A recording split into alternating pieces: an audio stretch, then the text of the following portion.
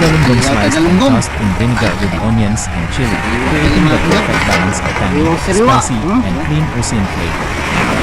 No cooking, just fresh catch and simple ingredients. Served outdoors with hot rice, this kinilaw is light, refreshing, and good.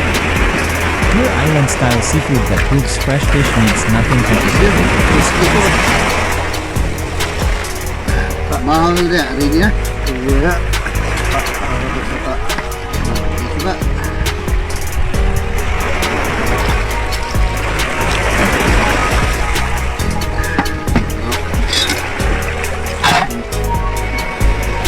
Berapa?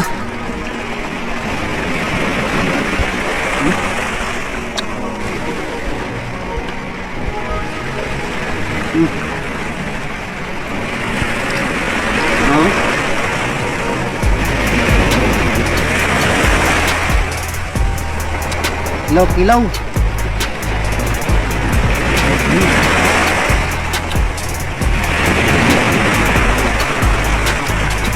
Ini sa kilaw eh.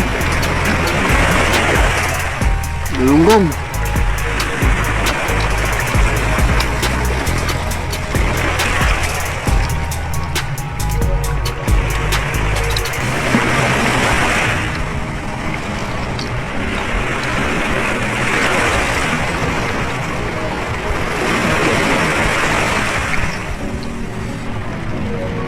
Sabi sila sa dati ako.